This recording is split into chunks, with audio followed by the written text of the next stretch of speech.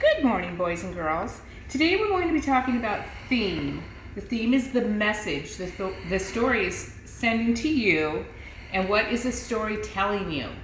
So I want you to be thinking about that while you're listening to it, and then at the end, there's some questions you're going to answer. You're going to say, what is the message? And then you're going to summarize it by just saying what happened in the beginning, what happened in the middle, and what happened at the end. And that graphic organizer will be on your page in the Google Classroom. So this is called Going Places by Peter and Paul Reynolds.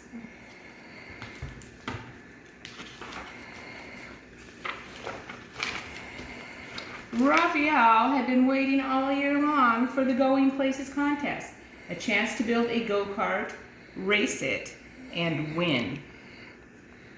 When their teacher announced who would like the first kit, Raphael's hand shot up. The rest of the class watched enviously as Raphael walked back to his seat with a kit. Miss Chanda assured them, "Don't worry, you will all be getting one." And they're all exactly alike.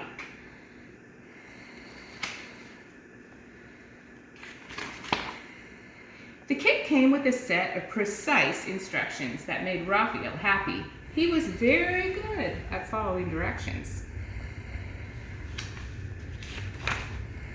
Raphael hammered, glued, nailed, and assembled his kit. His go-kart looked just like the one in the directions. He was feeling quite proud. Raphael wondered how his classmate Maya was doing. She lived right next door. He peered over the fence. "Hey, Maya, you haven't even started?" Maya didn't respond. She was so intent on watching the bird in front of her and quickly sketching it that she didn't even notice Raphael.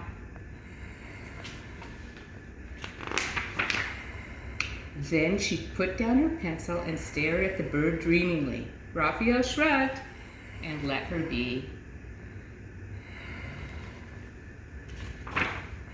The next morning, Raphael checked back to see how Maya was doing. "Wow, what is that?" he asked. Maya grinned. "You liked it?" Raphael responded slowly. "Yeah, extremely cool, but Maya, there's just one little problem. That's not a go-kart." Maya smiled. "Who said it had to be a go-kart?" Raphael was confused. The set of instructions inside the box were for a go-kart. But then again, they didn't say it had to be a go-kart. He looked again at Maya's contraption. After a moment, he grinned. "I get it. Hey, Maya, I really want to win this race. The instructions never said we couldn't team up either." And so they did, working late into the evening. The next day, everyone gathered for the big race. Each go-kart was a perfect replica of the other.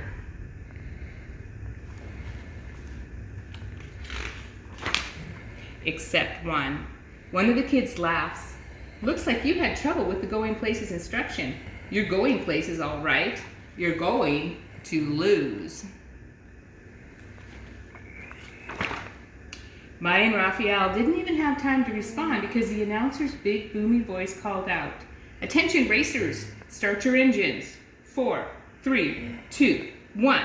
A buzzer sounded, and they're off.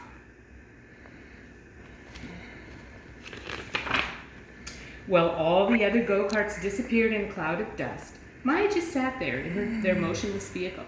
Raphael shouted over the roar of engines and cheering crowds, "Maya, what are you waiting for?" "No worries, Raphael," Maya answered. "Flaps down, throttle up." And now they took off into the air.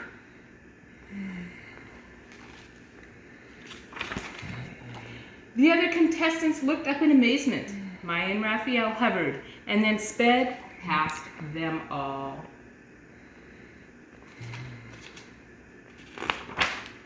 Before long, Maya and Raphael coasted across the finish line to the cheers of the waiting crowd. the finish line. They kept rolling clear across the race grounds. Maya slammed the brakes, stopping just short of the lake at the edge of the school field. Raphael noticed a startled frog leap from the lily pad and dive into the water. He raised his eyebrows and looked at Maya. She smiled. Raphael, are you thinking what I'm thinking? And there they go. Now they're in an amphibious underwater vehicle. The end. So after listening to that story, think about it. What was the story about? Just go on to your assignment and write, what was the story about? What happened at the beginning, the middle, and the end, and what was the message they were sending? Bye.